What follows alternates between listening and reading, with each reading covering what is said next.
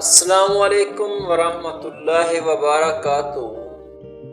بھائیوں اور بہنوں، آج ہم ایک ایسی داستان سنائیں گے جسے سن کر آپ کے رونگٹے کھڑے ہو جائیں گے، جسے سن کر ماں باپ اپنے بچوں کو گلے لگا کر روئیں گے، جسے سن کر ہر نوجوان شرم سے جھک جائے گا۔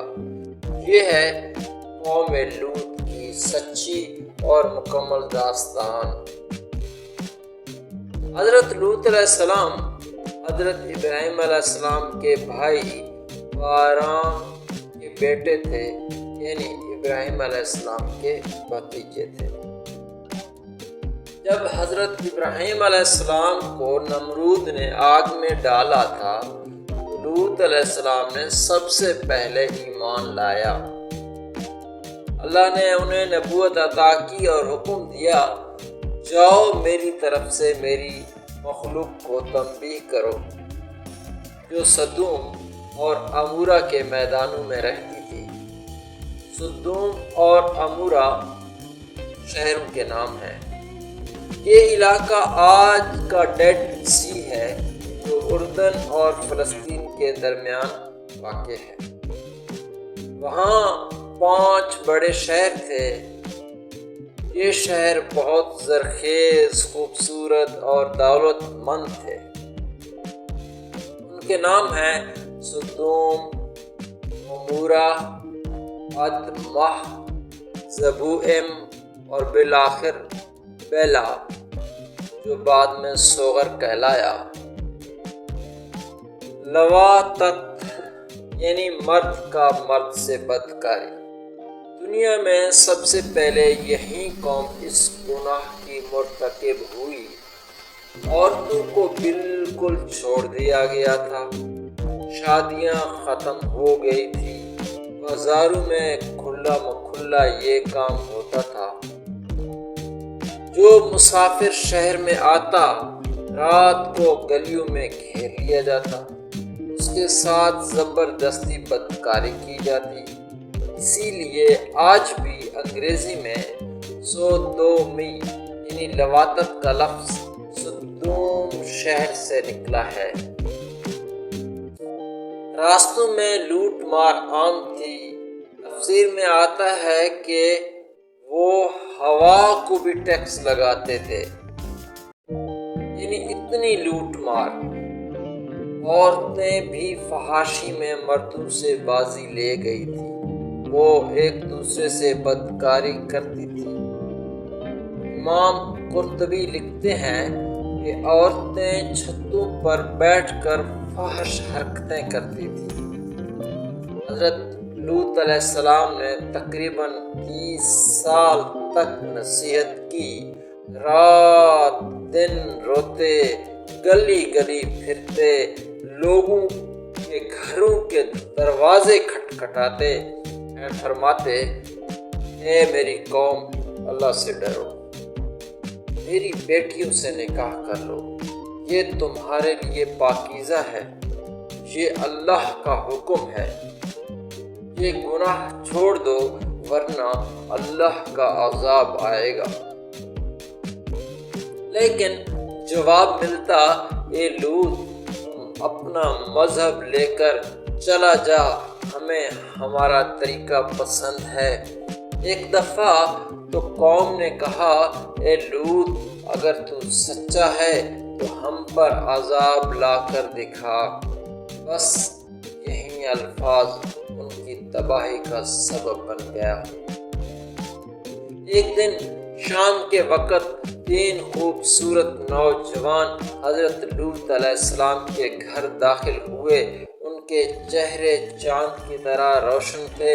حضرت لوط علیہ السلام نے انہیں مہمان سمجھا اور گھبرا گئے، کیونکہ شہر میں یہ خبر جنگل کی آگ کی طرح پھیل گئی۔ رات کو ہزاروں بدکار مرد گھر کے باہر جمع ہو گئے، دروازہ پیٹنے لگے، چیخنے لگے، لوط علیہ السلام اپنے مہمانوں کو باہر نکال ورنہ گھر جلا دیں گے۔ حضرت لوط علیہ السلام اکیلے دروازے پر کھڑے ہو گئے، روتے ہوئے کہنے لگے، اے میری قوم والو، یہ میرے مہمان ہیں، میری عزت کا خیال کرو، میری بیٹیاں موجود ہیں، ان سے شادی کر لو، اللہ سے ڈرو۔ مگر وہ چیخے، ہمیں عورتوں میں کوئی دلچسپی نہیں۔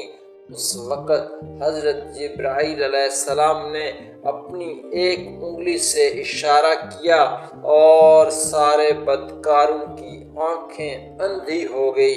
وہ آپس میں ٹکراتے، گرتے اور روتے رہ گئے۔ فرشتوں نے حضرت لوط علیہ السلام سے کہا، رات ہی میں اپنے گھر والوں کو لے کر نکل جاؤ، صرف تیری بیوی پیچھے رہ جائے گی، وہ منافق ہے۔ حضرت لوط علیہ السلام نے اپنی 2 بیٹیوں اور اہلیہ کو جگایا۔ رات کے آخری حصے میں وہ شہر سے نکلے۔ فرشتوں نے کہا، کوئی پیچھے مڑ کر نہ دیکھے، ورنہ وہ وہیں رہ جائے گا جو ان پر ہونے والا ہے۔ جب فجر کا وقت ہوا، حضرت جبرائیل علیہ السلام نے اپنے پروں کے ایک کنارے سے 5 شہروں کو اٹھا لیا، اتنا اوپر لے گئے کہ آسمان والوں نے کتوں کے بھونکنے اور مرغوں کی بانگ سن لی۔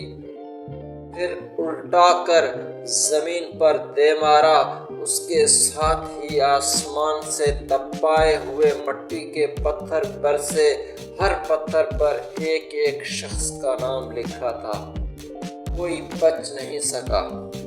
حضرت لوط علیہ السلام کی بیوی نے پیچھے مڑ کر دیکھا، فوراً نمک کا ایک مجسمہ بن گئی۔ آج بھی بعض سائنسدان دعویٰ کرتے ہیں کہ بحر مردار کے کنارے نمک کے عجیب مجسمے ملتے ہیں۔ بحر مردار کا پانی 34% نمک والا ہے۔ وہاں گندھک کے کرسٹل 98% خالص ملتے ہیں، کسی اور جگہ نہیں ملتے۔ پتھروں میں آگ کے نشانات آج بھی موجود ہیں۔ 5 شہروں کی باقیات زمین کے اندر دفن ہیں۔ یہ سب اللہ کی نشانیاں ہیں جو آج تک موجود ہیں۔ بھائیوں اور بہنوں، یہ کوئی افسانہ نہیں، یہ اللہ کا کلام ہے جو آج بھی ہمارے سامنے کھلی کتاب کی طرح ہے۔ آج ہمارے معاشرے میں وہیں گناہ پھیل رہے ہیں، وہیں فحاشی، وہیں لواطت، وہیں بے حیائی۔ اگر ہم نہ سنبھلے تو یاد رکھو، اللہ وہیں ہے، جبرائیل وہیں ہے، اور عذاب کا طریقہ بھی وہیں ہو سکتا ہے۔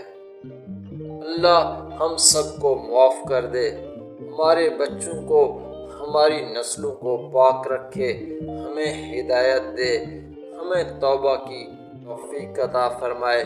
کمنٹ میں ضرور لکھیے آمین ثم آمین۔ ویڈیو کو شیئر کریں، اپنے گھر والوں کو دکھائیں۔ اللہ ہم سب کا حامی و ناصر ہو۔ والسلام۔